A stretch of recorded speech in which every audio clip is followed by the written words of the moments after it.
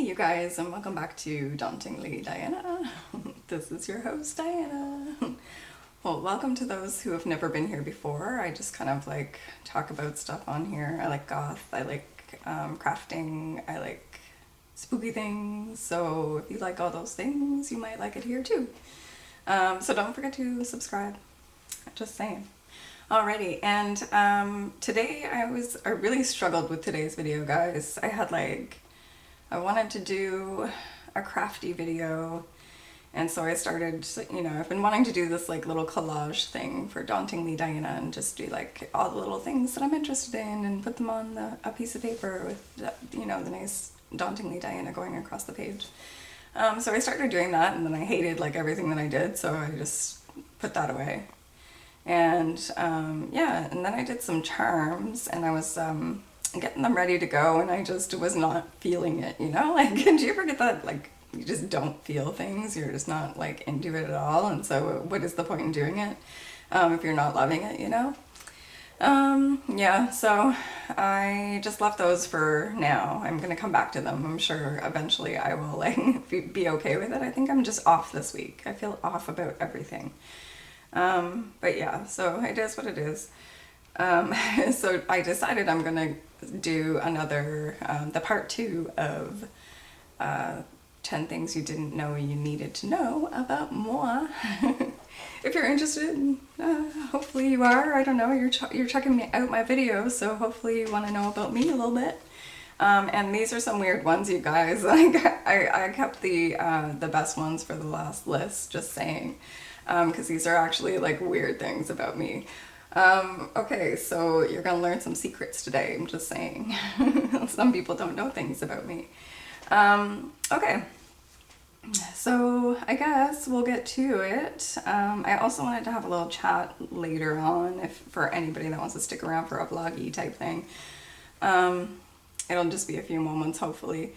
But I just want to talk about like things that are coming up, things that are going on in life, and things that I've had to cancel in my life that kind of suck, and I'm just sad about it. And I don't know. I want to talk it out with some people and see what you guys think. I don't know.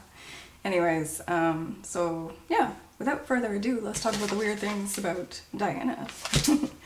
Alright, so the first thing I put down here is that I'm double jointed. So I am double jointed in my thinners and in my arms, so I can bend my arms backwards, basically. I don't know if you can see it well in there. So I can do a lot more than this, but that's just basically, if I put my arm out straight, it looks like it's kind of bending backwards a little bit. When I lay my arm off of a bed, it honestly, honest to God, looks like I've broken my arm and that it's like just ready to fall off. It looks so terrible. Like I'm kind of like, oh, okay, Diana, we're not gonna do this anymore because that looks weird. Yeah, and my fingers bend backwards, like a lot. So, and I also can do that weird, like, where you just get the top tips of your fingers bent down. I guess a lot of people can't do that. I honestly thought everybody could do these things, so I didn't think I was weird until I did them in front of people, and they got freaked out. They're like, what are you doing? My friend Megan called me like years and years ago when I was in like high school. She called me an alien when she saw my arm bending backwards one time. But yeah. Anyways, strange Diana. And yeah, I think my legs are too. I don't know. They like lock in place, and anyways, I don't know. I'm double jointed. It's weird. Yeah, so the second thing that I have on here is that I have positional vertigo, and this was a really weird time in my life. So I was waking up, and I woke up one day and all of a sudden I was just really, really, really dizzy. Like I felt like on a roller coaster ride when I was like, anytime I tilted my head backwards a little bit or off to the side a little, or if I moved my head too fast. And I thought maybe that it was just like something like just whatever going on in my inner ear, and that would go away in a couple of days or something. And it lasted for like a long time, and it was really bad. And I even got my ex-husband at the time to check, like, he was like, let me see what your eyes look like when you do this. And so like I kind of like rolled over and was trying to look at him, and I couldn't, and my eyes were like going back and forth really fast.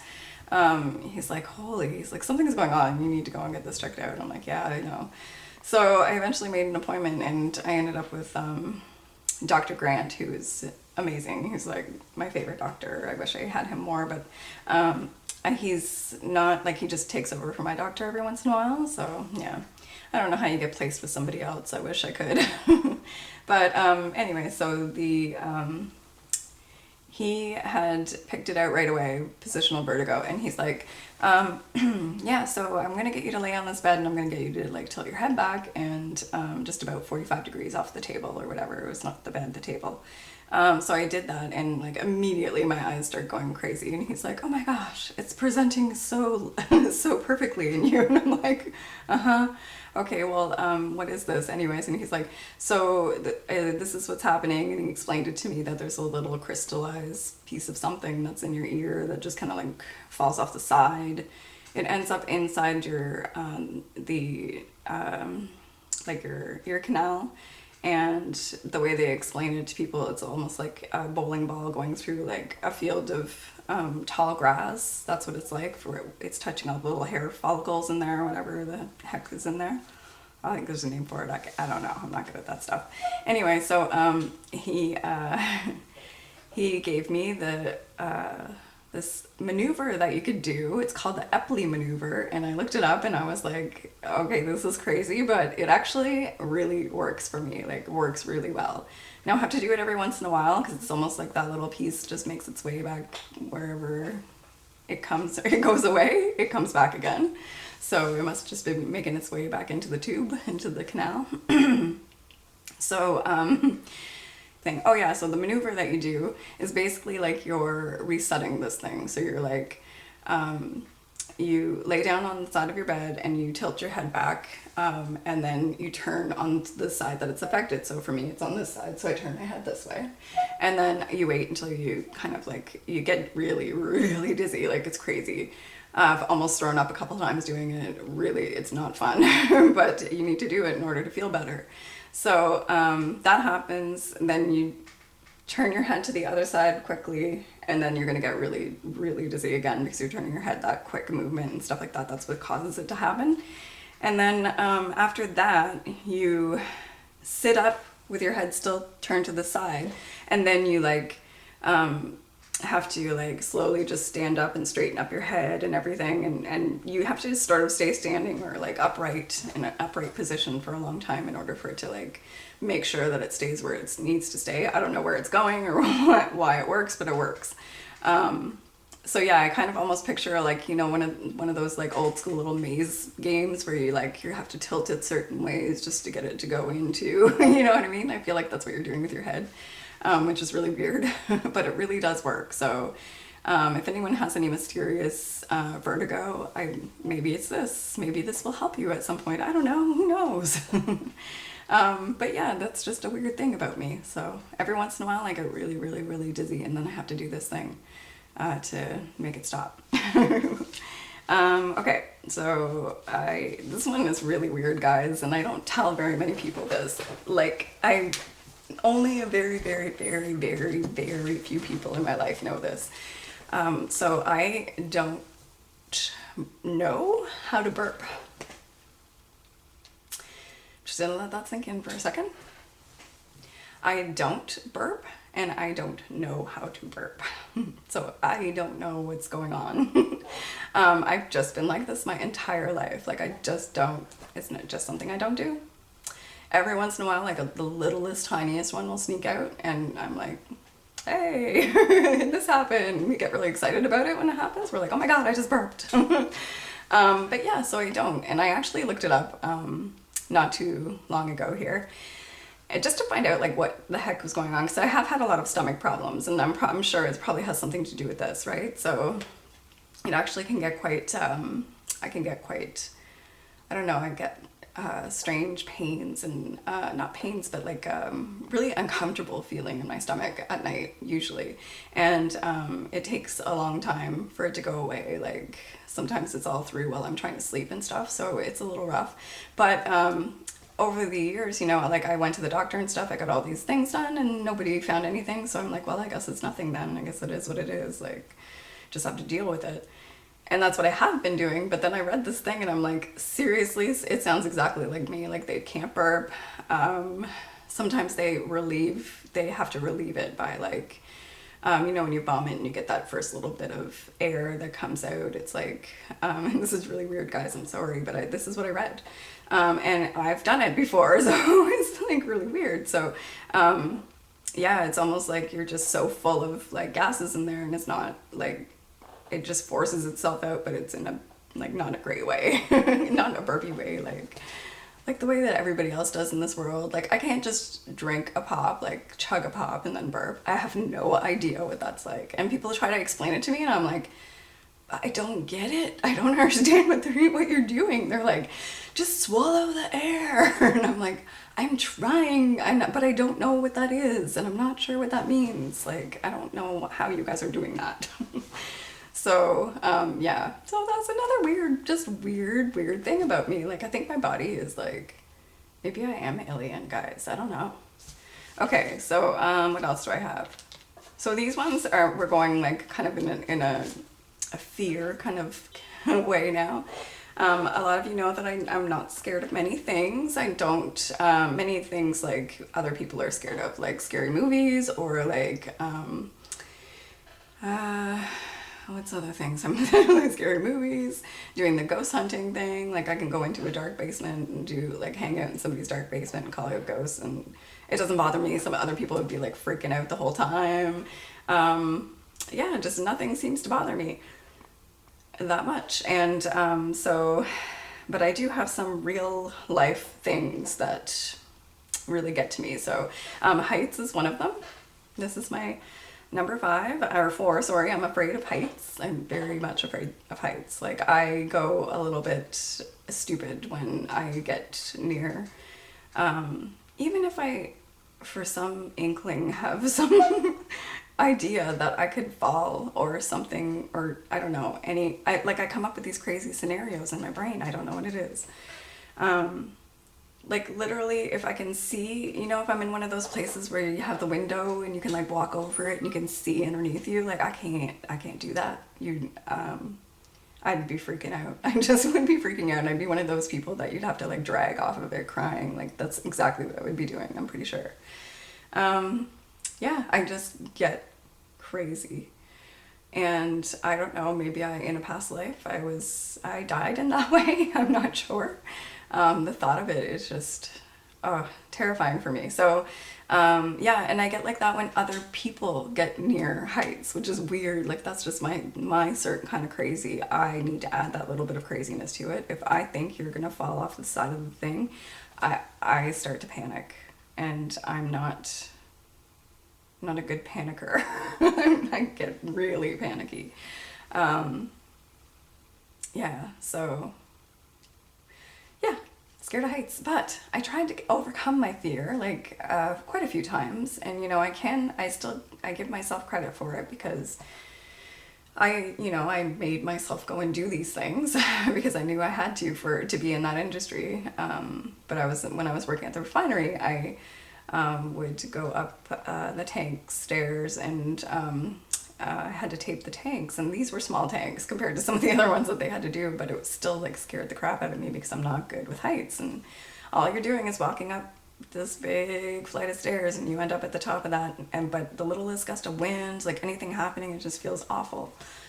So I remember the first time going up, I was just like, okay, so I'm doing good, we're doing this today. This is me going up a tank. So I'm like walking up the tank, all like, we're doing this. And then all of a sudden, a space started to come between me and my supervisor, and it was getting more and more prevalent as we were going up. So yeah, he turns around and he's like, "Are you okay?" And I'm like, "Yep, I'm good. I'm just making my way up." And I'm like literally like, "Okay, we're good. we can do this. And but I made it, and I got up to the top, and I did what I had to do. Like, he taught me everything, and we came back down. But yeah, it was terrifying. And the first time that I actually had to do it by myself, I got up there and I dropped a pen, and like, it was they're like floating tanks, so they're not the kind that they don't have a full top on them. It's like a top that goes up and down with the liquid that's inside of it, or whatever is inside of it. So I was taking my notes, and I dropped my pen, and it went through the grating like right down to the bottom of the tank, and I was just like, I can't move. I'm holding on to the side. I was like, oh my god, that pen fell down there, like, I'm gonna be next. Like, that's just immediately what my brain went to. So I like was terrified for a few minutes, and then I'm like, Diana, you have to do your freaking job, so like, get your damn hands off the thing and start taking your notes, get another pen. So luckily I had another one. I had to call in the letter, or the readings to the control room, which was also terrifying for me because I had to use the radio, and everybody in the refinery is listening to you when you're using the radio, so it was a little terrifying. That was my first job that really made me come out of my comfort zone. Like, I had to do things I never thought I would do. So I'm proud of myself, but at the same time I'm like, it was also terrifying and very stressful. Anyways. So yeah, afraid of heights. I still, even though I had to go and do that like every week at the refinery, I still don't do well with heights. If we get up high somewhere and I'm looking down and I'm too close to the edge, or if I see somewhere that I could possibly, like, in my crazy mind, fall through, like, even in a parking garage where I can see like the little space where you can't even fit through, going down, I'm scared of that. I'm like, stay away from that, don't go near it. Like, I don't know why I'm so unreasonable, but that's what fear does, right? It just makes you so unreasonable. Yeah. So I'm also afraid of water, so that's my number 5. I have a fear of water. Not necessarily, like, it's not as bad as it used to be. It was really bad when I was a kid, but it's better now. And I'm pretty sure that it came from, I was playing on the side of the pool with my dad one time, and I was like 5 years old, and maybe younger, maybe 4, I don't know. Anyways, I was young, and I was sitting on the side of the pool, and he was throwing one of those, the pool balls, the ones that are like filled up with air and they're stripy looking. Yeah, so he was throwing one of those back and forth with me, and I think we were in the deep end, or near the deep end. Like, I was just sitting on the side of the pool, and I went to go grab the ball, but it was like, it stopped short of me, so I went to go grab it, and I just fell right in, and I sunk right down to the bottom, and like, the actual pressure from the change of air to water, just like that, or something, I don't know what it was, like, almost busted my eardrum. Like, it like gave me a bad infection in my ear the next day. I woke up and it was all crusty on the side of my face, and I was like, what is happening? Anyways, so my dad came down, got me, whatever, I was fine. But after that, I was like, I'm never, ever, ever going in water again, I guess, because like, anytime I had to go swimming, or if we went to a pool or anything, I wouldn't leave the shallow end. You couldn't get me, like, if my feet couldn't touch the ground, I would start to panic, like, insanely panic. So I'm like, I don't even know if I could handle that now. Like, the thought of being stuck in the ocean and not having anywhere to do anything with, like, you are just there in the water and there's nothing you can do, like, just, that is so mind-blowing for me. And if you have this fear as well, like, please watch, oh my god, what's that movie called, where it's literally just 2 people on the goddamn ocean for the whole movie, but it is the most terrifying movie I've ever seen. It's so good. Open Water, I think it's called, maybe. It's based on a true story where this couple, just end up left behind in the ocean, and they just have to wait it out. And it is so terrifying. If you think about it, it's like being in space. Like, you're in the middle of this just entity of this body of stuff, and underneath is just a whole entire world of things and stuff and things that could kill you. It's just like, it's crazy. Anyways, those are my thoughts on being in open water and on the ocean. Yeah, so I don't do well with swimming. I can do a little bit better now because over the years I did start to try to get myself to do a little bit, because I'm like, Diana, you're gonna die if you end up in water of any sort if you don't do something about this. Like, come on. And you got a kid and you gotta I took her, I'm a terrible person to take her to the beach and not be able to know how to frickin' swim myself. Like, awful. But yeah, there was one time I never did it again. She was like 3 or 4 or something like that, and she just like booted it out into the water because she could see kids playing, and she's like, oh my god, I'm doing this, and she just like walks right out into the, I'm like, oh my god, tell her to come back. I'm like, I can't get to her because I couldn't swim, her grandmother couldn't swim, like the lifeguard was gonna have to go out and get her. I walked my fully clothed ass into the water to get her though, because that's what a mom does. But yeah, I should not have been bringing her to a place like that if I don't know how to swim. What was I thinking? Anyways, yeah, so I did teach myself a little bit here and there just because, or not myself, I got my ex-husband taught me how to, and then every once in a while I'll, if I have to get into water, I usually have somebody there to help me learn a little bit more. I taught myself how to float and stuff like that, so I'm not gonna die if I just end up in the water someday. But anywho, I'm like, I have a lot of things I've been scared of in my life that are just real life things, like, and I just don't take chances on anything. And yeah, so that kind of makes you a boring person sometimes, but also safe. I know. Okay, anyways. Okay, where are we? Afraid of water. Oh, so this is a not so fun thing about my body, but another weird thing. I have restless leg syndrome, which really, really sucks. And if you are another person that has this, I feel really bad for you, because I know what it feels like, and it is really, it's like you can't even understand what it is until you've had it yourself. And like just the little, the twitchy leg that wakes you up, that's one thing that's happened forever for me. But on top of that, I get this feeling, like disgusting feeling is the only way I can put it. Like, I just need to get up and move to make it stop. It's like, it feels gross. I don't even know how to explain it. It just feels like creepy crawly inside my like inner torso kind of area. And I know a lot of people get it in their legs, or they get pain in their legs and stuff like that, but I don't. I get it in my torso, and it literally makes me want to get up and run away. Like, I can't tell you how annoying it is. Yeah, I gotta get up and move. I can't. Even if I'm like so goddamn tired that I can't like even keep my eyes open, I get up and walk, because I know I can't handle that feeling either. So yeah, it's just not fun.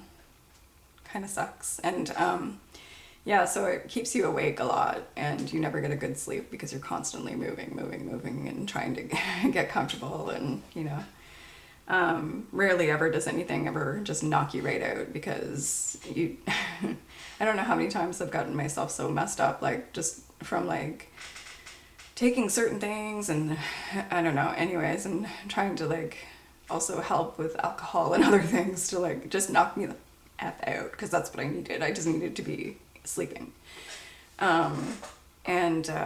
Yeah, even then I don't stop. I kick people. I like literally writhe around in the bed. Like, I'm a mess in the bed. It's terrible. Yeah. So occasionally I sleep nicely, but I feel like nobody wants to be in a bed with me. I kick the dogs. Poor Dexter was all scared of me. Like, last week he was like, I woke up and I'm looking at him, and he's like over on the other side of Greg's legs. I'm like, did I kick you? I'm so sorry. Like, I just feel so bad, but I can't even help it. I don't know what I'm doing when I'm sleeping, or when I'm half asleep, So yeah, that's another thing. Fun about being Diana. Okay, And now let's talk about something fun. Okay, so my favorite animals are, I love giraffes, and I don't know why, I just think they're the coolest looking things. They have such long necks, and they're just like, I love the way they like move their whole necks while they're like walking and doing things. They just look so cool. And the babies are freaking adorable. Like just little things going along. I can't even, like, I just can't. I love them so much. They make me so happy. And I guess you already know about my obsession with dogs, maybe a little bit. If you're on my Facebook, you do, because I'm like constantly talk about dogs, and you have my dogs in your face all the time. And I've toned it down a little bit with the dogs, just because I know not everybody loves dogs as much as I do. But yeah, me and my friend Matt were like obsessed, so we spam each other every day with dog posts and videos, and like, oh my god, you need to watch this, and we cry together over videos, and we laugh together over video. Like, it's just, I love it. I'm so glad that I have a friend like that I can spam and not feel bad about. And he can spam me, and I love every video that he sends me. They're all hilarious. It doesn't bother me one bit. So yeah, I like that. And then the other animal that I love, and not many people love these, are birds. And I really love birds. Like, I just think they're the coolest looking things. They're so smart. Like, crows are amazingly smart. I love them.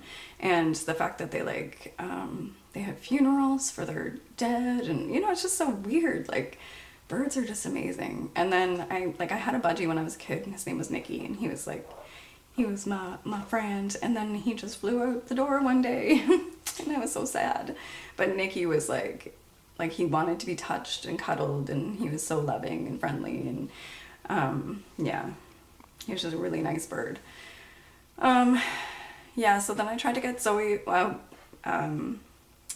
budgie, but to be honest, I didn't know anything about taking care of a bird. So I tried my best with them, but back then too, we didn't have as much access to things like on the internet, and I didn't even have one of those, and didn't have a smartphone at that point and stuff like that. So it's not like I could just had a something but at my fingertips to be like, oh, what do I do if this happens?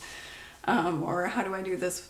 Or how do I take care of a bird even, So, yeah, he didn't fare very well. He was not a very friendly bird to begin with, though. He didn't like to be touched. He didn't want anything to do with us. And when I would clean his cage, I would just take him, he would stay on the little bars, and I would just take him and put him over on the counter, and then I would clean the inside of his thing where he had all the, so I did that once a week, and I tried to talk to him and get him, get him motivated, and I'd sing to him and stuff like that, and he just never was into us at all. And but we still loved him, and I didn't think I had an attachment to that bird, but I found him dead one day, and I was so sad. It was during a blizzard too, and I felt so bad because that day I hadn't had the chance to go out and get his food, but he had just finished his seed that morning, so I was like, well, I have a few sunflower seeds at home I can give him for now or whatever. And then so he had some sunflower seeds, and then but he already was not really looking good for the past couple of days. He had his feathers were all almost greasy looking, he was just not doing well. Something was wrong with him, and I could kind of tell that, but I wasn't sure what to do in that situation. And I was hoping that he would just come out of it it was a phase, a molting or something like that, because I didn't know anything about birds at that time. But yeah, so that was Seymour, and yeah, he passed away, and Zoe was really sad about that. But yeah, and I felt terrible. I cried all that night. We put him in a little shoebox, and yeah, we buried him. It was sad. But yeah, so Zoe has lots of birds now, and she loves birds, and she really looks into how to take care of them. And she's got lots of I think she has a couple of lovebirds, maybe, or a lovebird and a budgie, I'm not sure. But yeah, she had lovebirds when she lived with me for a little while, and I just love them so much. They're so adorable, and they get to know you after a while. It was just, I don't know, it was just so cute. And I also learned so much about them during that time, because I didn't realize birds were so sexual. Those birds, that one of the birds was I am gonna have sex with this paper on the, like just in front of you guys for hours. Like I don't even care. Like this is great. Um, so not all birds are like that. So it was just he was going through something, I guess. Um, but yeah, it was just they're bizarre and they're little like personalities. Like I don't know, they're just so interesting. So I was like, I'm gonna have to go to the doctor and see if I can, you know, if I need some time off or if I should be doing this at all or if it's okay for me to go back to work. So we chose to go in. I'm not going to say which hospital that I went to because this is a really bad story for this doctor, and I hope he was not a doctor for very much longer after this. But anyways, so we're sitting in the waiting area in this hospital, and we are kind of hanging out there or whatever. They take a look at it. They're like, okay, let's go get you some x-rays and see what's going on. So I get to the x-ray room and she's like, oh, you didn't get yourself a wheelchair or anything? I'm like, no, I'm fine. I've been walking on it all week. It's totally fine. I'm like, I'm just checking to make sure that like I'm okay to go back to work tomorrow because I got to stay on my legs all day, or stay on my feet. And she's like, yeah, okay. So we do the x-rays, and she says, like, she's not allowed to say anything because she's just the tech, she's not the doctor, but she's like, are you sure you don't want a wheelchair? And I'm like, oh no, I'm fine, I've been walking. She's like, I'm just gonna get you a wheelchair, okay? And I'm like, that doesn't sound good. I'm like, that sounds like I may have broken something. So I'm rolling back over and found Devin, who's my ex, and we go into the doctor's office, and we're sitting in there for a couple of seconds, and they have my x-ray up on the screen, and I'm like, we're looking at it, and we're like, what's that white, like there's like a white thing right here, and I'm like, well, we don't know anything, we're not doctors, like it could just, maybe it's supposed to be there, I don't know. And he's like, yeah, well, I guess we'll just wait for the guy that, you know, knows what he's doing to come in. So he comes in, and I was like, okay, so what's the news? And waiting for bad news. I was waiting for bad news. I figured it was broken. I was going to have to stay there, get a cast on or something, or do something. I didn't know. So I'm like, he's like, so you're good to go? I'm like, looked at Devin, and I'm like, oh, okay. I didn't think I was good to go, because, yeah. But you're sure I'm good to go? And yeah, good to go. I'm like, all right, hey, let's go out for dinner. So we did end up going out for dinner that night. And then, I went home because I was going to take a shower before we went to dinner. Sorry. So we go home. I'm getting ready to go. We're going to go out for dinner. And I'm in the shower, and Devin walks into the bathroom and opens up the shower curtain. I'm like, what the hell is he doing? And he's like, get dressed, we gotta go back to the hospital. I'm like, what? He's like, get dressed, we have to go back to the hospital. I'm like, what are you talking about? He's like, your leg is broken, we have to go back to the hospital. They fucked up. I'm like, oh my God, are you serious? And so I'm like, what? Like, how is this even possible? How do you mess that up? So I was so mad. Like, anyway, so he said that they gave him two options. It was either I could go back that night and get a cast in on, because they had let me go for that long, and I had been going for that long anyways, but whatever. And then, or I could go to, I could just come back and go in the morning, first thing in the morning, and get the cast on. And then didn't they give me this goddamn cast that goes all the way up to my hip almost, and it was the most uncomfortable thing. Oh my God, it was the worst. It like went all the way up, and then it went all the way down too, so it was like halfway down my leg. Yeah. I had to get like sticks, like things with sticks to like go in and scratch, because it was summertime too, of course, so it was just like, oh, it was not fun. I didn't have to wear it long, thank God. I went back and they were like, yeah, I don't think this is really doing anything anyways, so we might as well just, we'll just keep an eye on it and make sure that it's not gonna, you know. So that was fine, and it just slowly healed on its own, but anyways. So yeah, that's my crazy story about my broken leg. I don't think I mentioned this one in the last video. This is my number 9. I lived in Dartmouth for a couple of years. So when I moved from Ottawa. I moved to Dartmouth, where Zoe's grandmother was living, and we stayed with her for a while, and then we actually got our own place in Dartmouth. And this is way back in the day when Zoe was a baby and I was still with her father and stuff. And yeah, so we lived there for quite a while, but the crime was really bad there. Like, I felt really not safe in Dartmouth, to be honest. We lived in the North End, which was not the safest of places.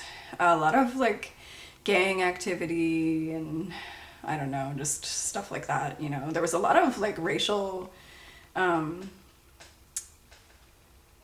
heat, you know what I mean? Like I'd never been called a cracker before, and I got called a cracker when I was in Dartmouth. I'm like, wow, that's so nice of you to consider me that. I'm not a cracker, but okay. And yeah, it was just crazy. Like, and like my daughter's father had his jacket and his shoes stolen right off of his feet, like from a gang. Yeah, there's just a lot of racial tension. That's what I wanted to say. Tension between the two.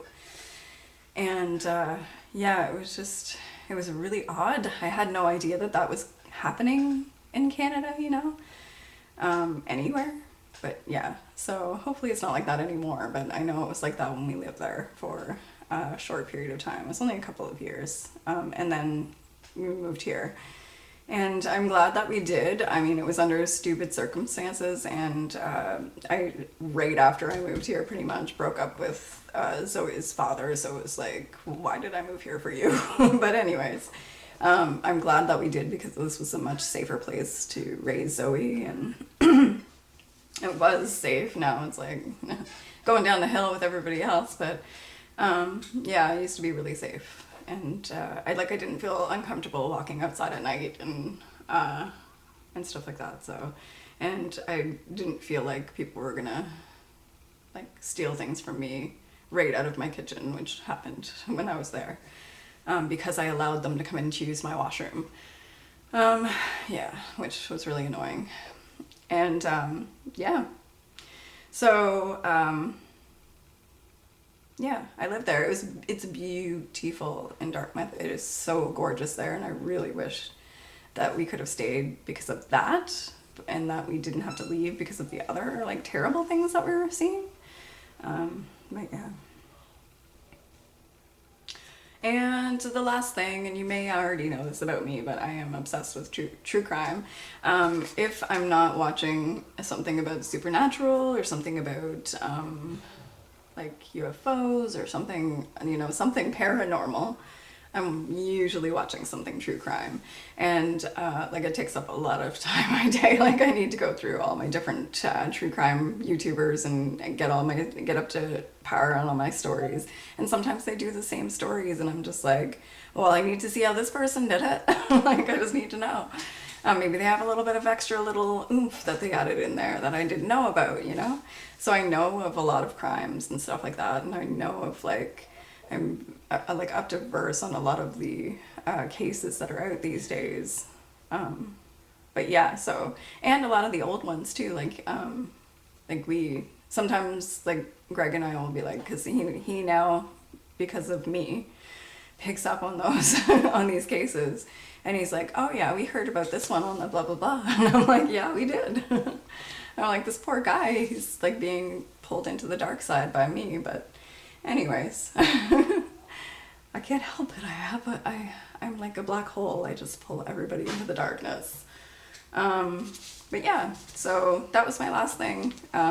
If you guys watch any true crime YouTubers that you really love, or you think that I'm not watching, you guys can all go check out my subscribers list if you want, because we all have the option to do that on YouTube. But yeah, you should go and see and let me know, because I'm always looking for new ones. So yeah, that'd be cool. And I guess that's it for my my list. And now I just want to talk about really quickly, like the fact that I have to give up my tours for good. And I've been really really not looking forward to making the final decision or coming out with the actual like word that I want to stop them. And I feel bad because people are like still liking the page and getting excited for this year, and I just can't. I don't think I can do it. I'm still losing weight, so I've been like going down a lot, and I'm getting really worried about it now. Like, I am at the point where I'm like, okay, I can't go down much further because I'm gonna hit the double digits and it's not gonna be good. And I don't know what it is. Like, it's probably a little bit of me not taking my medications. Like, sometimes I have days where I just forget. Like, everybody has a day where they forget something. Like, it just happens. And I know that these pills are keeping me alive, and I know I need to take them, and I still forget them. Like, my memory is really bad. I have my alarm set, but sometimes you have to set them. You have to make sure you reset them again. Like, if you just hit it and walk away and don't reset it, then you're not going to hear your alarm tomorrow for when you need to take your pill. Like, it's just constant. Like, if you think about that, like, think about that right now, about how many pills you've missed in your life, and having to take a pill now that is going to keep you alive, and having to remember that every day, and then feeling like shit and knowing that it's your fault that you didn't take those pills. It just sucks. Like, it really, really sucks. And I do blame myself. It's my fault. I'm the only one that can blame for this. I know I need to take those pills. But yeah, that's where there's talk of like a pump that you can get that's almost like the same thing that you have for diabetes, where they like pump you with insulin for people that have a hard time taking meds, or like are not able to take their meds, or not for some whatever reason. But of course it's expensive, and I don't know if it'd ever be covered by anything. Probably not. And I don't know if they would do it for anyone, just anyone, because I think you have to like plead a case for it, basically. But yeah, they can use a cortisol pump type thing, which would be wonderful. Like, I would love that, because then I could just be a normal person again and not have to worry about things. But yeah, I get sick and stuff, and I forget to take my pills, and it just happens, and things are like that. So I'm at like 107 pounds right now, and I have, like, I'm just sitting here, I'm like, so I've got 7 pounds to go, and I just know how easy it is to lose that amount of weight when you get sick, like, or when you're not hungry because you don't have any appetite because your body's all messed up from the sickness, and that's gonna stay with me forever. I'm never gonna be like hungry like I used to be. Like, I do get hungry, my stomach growls. I do crave things sometimes, but it's always disappointing. It's almost always disappointing. Unless, like, I don't know, some things help me, and that I have to supplement with those things sometimes to help in the situation. And yeah, and that also does not help my memory. But anyways, so I'm risking right now, like, if I put any more stress on myself, if I, get sick in any way, I've never, like, don't know how the coronavirus would affect me if I got it. And even though I've had the booster, or all the shots that I've needed, except for this, there's like a fourth one out now. I'm like, I'm not getting that. I mean, maybe I will, I don't know, but I just, like, I don't know. If I get it, I run the risk of dying, basically, Like, if I don't take care of myself well enough, I'm gonna just die. Like, that's all there is to it, and I just need to remember that, and I need to keep myself going. But yeah, the whole, like, working every day until 9 o'clock, and then going out on a Friday night to do a tour, like, it's like, and then all Friday night gone, and then working Saturday, and then having maybe Sunday off, like, one day a week, for somebody that's like can't have stress on their body and can't have, like, I don't know, it's too hard for me to think of doing that right now and putting myself at risk. And I just need to do what's right for me and what's right for my body, and not do these anymore, as much as it disappoints everybody. And all the people on my page and stuff like that. Like, I just feel bad. I really do, because I really was planning on getting these going back again. And I really thought I would be able to do that, but with the whole pandemic, which threw a wrench into things, and then and the sickness, which came around the same time, I just don't think I can do it, unfortunately. Yeah. So I'm gonna have to make that announcement on the page, and I just hate doing that. I just feel like it's all disappointment. I know it's all gonna be sadness, but it needs to be done. So I'll just have to get it done and get it over with. And I hope everybody understands that it's for my health and for my keeping myself alive. You know, I'm starting to see my ribs in certain places now. Like, I'm just like, this is not good, Diana. Like, you're getting down there and you're getting close to like scariness, you know? So, yeah. And I, as it is now, eat maybe one meal a day. If I do it, like, have a day where I go out for a tour and miss supper, like supper, I'm eating supper right now. Like, that's the only thing I'm eating. So sometimes I eat lunch. I try my best to get lunch in there, but there's days where I'm just like, yeah, I can't do it. Like, and I don't know if you've ever tried to force yourself to eat something when you're not hungry. It's not fun. It feels gross. It's not good. So yeah, so that's what I'm going through right now. And yeah, and then just feeling really off this week because of that, maybe because of other things, because of like just being in limbo with a lot of stuff right now and not knowing what the hell. And yeah, coming soon, I'm gonna have some more paranormal videos. I want to put out a video about my the ghost box sessions that we did in the jail, because they were really cool. We got some awesome responses from that. Like, I've never heard the ghost box swear before so much. I don't think I've ever heard it swear, honestly. And it swore so much during this. It was crazy. Like, I could not believe how many, like, it was telling us, like, calling us names and everything. It was great. So yeah, it'll probably be a lot of beeping when I when I do have to put it out, but we'll have it spelled out too, so you can kind of get the gist of what's going on the from the responses that we're getting. Yeah, because otherwise it would just be all beeps. Anyways, yeah, so that's interesting and fun. I'm excited for that. And I also still want to work on my pareidolia one, but I have to get out like tiles for that. And I know that sounds really weird, but I need to dig out certain tiles from the tiles that we put in our bathroom floor. I'll explain that to you when I make the video. But you know, when you get that, like, I gotta do this, but I don't want to do it kind of feeling. So that's what I've been doing lately. And tiles are heavy. Like, that box is heavy, and I need to get them out and like go through them. And I don't like the feeling of them on my hands. I'm such a baby. Okay, so yeah, that's what I'm gonna be doing sometime soon. And I think that's everything, guys. And thank you so much for watching my videos and coming along with me on this weird little journey. And I hope you guys are all doing well and getting out there and living your lives, because you can and don't have to worry about getting sick. But yeah, I hope you're having a good one, and everyone take care, and I'll see you on the next one. Bye.